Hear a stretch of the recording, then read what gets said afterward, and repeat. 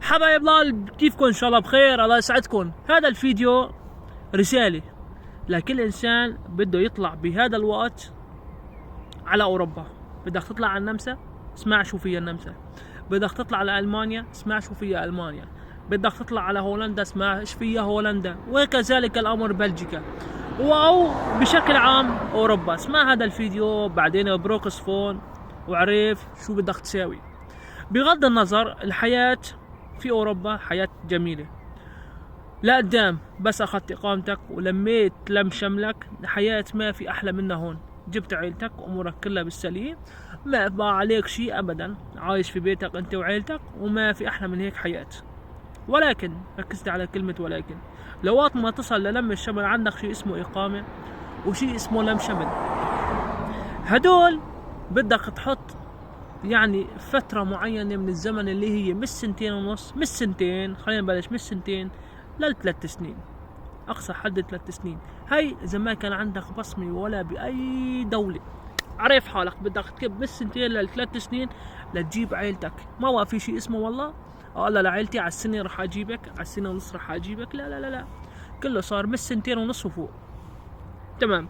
في رح أقول لك، رح أوصف لك أول شيء ألمانيا.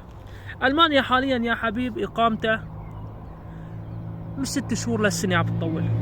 أخذت إقامة الحماية السنوية. تجي على لم الشمل، حاليا لم الشمل صار له 3 شهور، مشي دور واحد بس، مشي دور واحد. يعني نوعا ما لم الشمل بألمانيا شبه مجمد. بحكيك صراحة وبحكيك تجارب ناس، شبه مجمد في ألمانيا. تمام. اخذت اقامه بكير مثلا على 6 شهور 7 شهور، وهات لك لم شمل من السنه للسنتين، شبه مجمد في المانيا. النمسا ما بنصح فيها المتزوج. النمسا اقامه السنه ما بتلم شمل، بس اخذت اقامه السنه هات لترجع تاخذ اقامه ال3 سنين وتقدم عليها لم شمل. واذا اخذت اقامه ال3 سنين فهذا الشيء من حظك، ونسبه 99% من الناس عم تاخذ اقامه الحمايه السنة في النمسا وما عم بتلم شمل. يعني النمسا مرفوضة، والمانيا حاليا قلنا لكم شبه مجمد لم الشمل.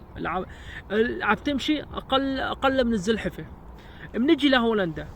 هولندا يا حبيب اقامتها عم بتطول من 6 شهور لل 15 شهر. لا ما في 6 شهور، مش سنة لل 15 شهر للسنة ونص، يعني 15 شهرية مش شهر لل 15 شهر.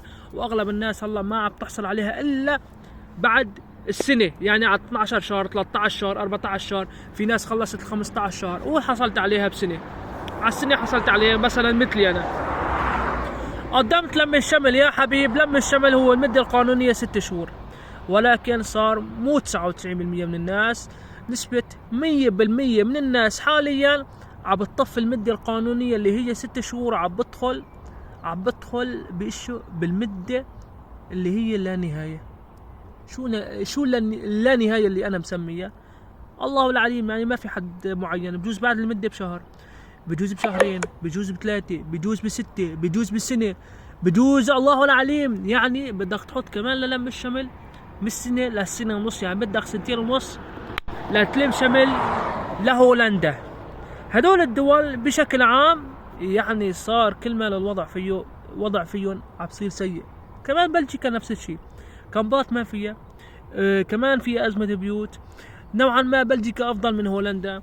إقامتها من 6 شهور للسنة، يعني السنة بتكون في جيبك الإقامة، ولما الشمل كمان سنة. يعني ما بقى في شيء اسمه على السنة أطالع عيلتي، لا، من 2 وفوق. هيا بحكي كإنسان ما عنده أي بصمة. يعني إنسان ما عنده لا بصمة بلغاريا، ولا عنده بصمة إيدي، ولا عنده بصمة كرواتيا، ولا عنده بصمة النمسا إذا يروح على ألمانيا أو على هولندا أو على بلجيكا، ولا عنده بصمة مثلا مالطا ايش عرفني هاي مالطا الجنب ايطاليا، ولا عنده بصمة قبرص، ولا عنده اوراق اليونان، ولا عنده اوراق بلغاريا، ولا عنده اوراق ايطاليا. هذا انسان خالي العلم، يعني ما في عنده ولا اي بصمة باي دولة، ما عنده اي بصمة باي دولة. يعني حرفيا من 2 ل3 سنين بدك بهذا الوقت اذا بدك تطلع عرف حالك لوين طلعان. هي رسالة مني أنا ملك التفاؤل. الله يعزكم حبايب. أنا طلعان للناس عشان أورجيك الواقع اللي نحن عايشينه في هولندا. يعني اللي عم بيطلع قبل بيوم أحسن من اللي بيطلع بعد بكرة. بعد بكره وبكره وبعد بكره. كل ما طلعت بكير كل ما تاخرت اكثر بجوز، يعني مو بجوز، اكيد عم بسوء الوضع اكثر. كل ما تاخرت عم بسوء الوضع اكثر. اليوم اخوي راح يصير له مثلا سنتين الا شوي لاستعمال لم شمل، انا صار لي سنه ونص لساحي، هلا لساتي بنص لم الشمل. نحن وضعنا قدام غيرنا الحمد لله، نشكر الله الوضع ولا احلى من هيك. ولكن بنجي هلا على عبيد جديد، احسبها على السوا وافهم هذا الفيديو، بروك اسمع هذا الفيديو على الاخير بعدين اصفون وتوكل على الله.